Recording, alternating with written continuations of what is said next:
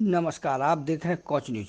उल्लास के साथ मनाई गई होलिका दहन। बुराई की आहुति देकर मनाया जाता है यह त्योहार। कोच नगर में धूमधाम से होलिका दहन संपन्न हो गया। इस दौरान लोगों ने होलिका के साथ अपने अंदर की बुराइयों का भी दहन करने का संकल्प लिया। कोच नगर में विभिन्न स्थानों पर होलिका दहन की व्यवस्था की गई थी। लोगों ने यहाँ काफ़ी मात्रा में लकड़ी एकत्रित की। रविवार की रात 10:20 पर होलिका जलाई गई। विभिन्न स्थानों पर आयोजित होलिका दहन कार्यक्रम में बड़ी संख्या में लोग शामिल हुए। पूरे हर्षोल्लास के साथ मनाया जाता है होलिका का दहन। लोगों में होलिका दहन को लेकर काफ़ी उत्साह देखने को मिला। होलिका दहन के क्रम में उपस्थित लोगों ने नए चने की फसल, गेहूं की फसल को पकाकर प्रसाद ग्रहण किया। इसी के साथ ही होली का त्यौहार धूमधाम से मनाया जाएगा। मालूम हो कि पौराणिक कथा के अनुसार हिरण्याकश्यप नामक राक्षस राज के पुत्र प्रहलाद भगवान श्री हरि के अनन्य भक्त थे। वह हमेशा भगवान की भक्ति में डूबे रहते थे, मगर उनके पिता हिरण्याकश्यप को यह सब पसंद नहीं था। इस कारण उन्होंने अपनी बहन होलिका को प्रहलाद को लेकर आग में बैठने का आदेश दिया था। होलिका को आग में नहीं जलने का वरदान प्राप्त था, मगर भगवान विष्णु की सहायता से प्रहलाद सुरक्षित बच निकले और इसमें होलिका जल गई। इसके बाद से ही होलिका दहन का त्यौहार मनाने की परंपरा लगातार चली आ रही है। यह बुराइयों पर अच्छाई की जीत का प्रतीक है। यही परंपरा युगों से चली आ रही है, जिसे आज भी बड़े ही हर्षोल्लास के साथ मनाया जाता है। रंगों का त्यौहार होली हर जगह अलग अलग तरीके से मनाया जाता है, लेकिन एक बात जो सब जगह समान है, वो रंगों से होली खेलने की परंपरा है। आज फाल्गुन शुक्ल पक्ष की चतुर्दशी युक्त पूर्णिमा है। पूर्णिमा व्रत भी है, होलिका दहन भी है। आज प्रातःकाल 9:70 से भद्रा का प्रारंभ हुआ और रात्रि 10:20 पर भद्रा के उपरांत होलिका दहन शुभ बताया गया है। काशी विश्व पंचांग के मतानुसार 10:20 पर ही होलिका दहन शुभ बताया गया है। इसका तात्पर्य है हम सभी होलिका जलाते हैं। होलिका दहन का तात्पर्य है अपनी बुराइयों को समाप्त करना।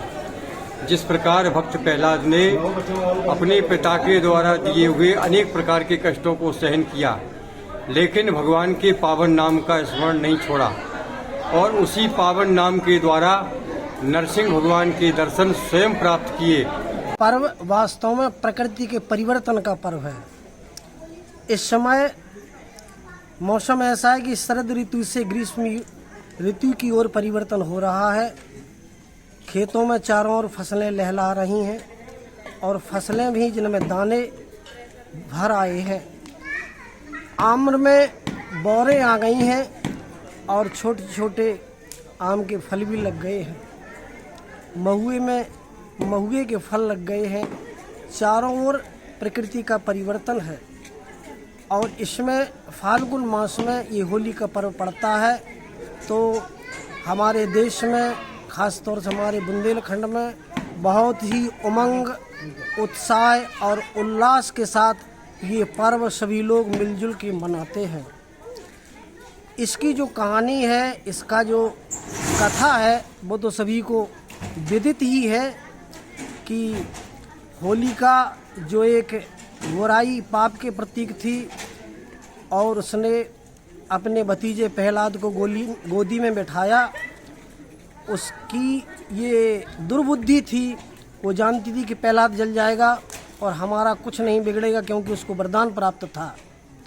लेकिन चूंकि भगवान नारायण के भक्त होने के कारण प्रहलाद जी का कुछ नहीं बिगड़ा और होलिका भस्म हो गई उस अग्नि में। तो इस उत्सव से, इस पर्व से ये भी शिक्षा मिलती है कि यहाँ पाप पर पुण्य की बजाय है, अधर्म पर धर्म की विजय है और असत्य पर सत्य की विजय है। ये मानव जीवन के लिए ये कथा बहुत ही रोचक और प्रेरणादायक है। तो इसी की तरह ये आज हमारे मोहल्ले में भी, गांधीनगर कोच में, बड़े सभी के उत्साह से मिलजुल कर परस्पर एक दूसरे का सहयोग करते हुए बड़े ही उमंग और तरंग से ये उत्सव का पर्व मनाया गया है और जिसमें सभी लोग एक दूसरे का गुलाल लगाकर गले मिलते हैं और अपनी कुछ पिछली कुछ मनमुटाव बुराइयों को भूल जाते हैं और ये त्यौहार आपस में भाईचारे का मिलन यही हमको शिक्षा देता है और सभी मिलजुल कर इस त्यौहार को मनाते हैं।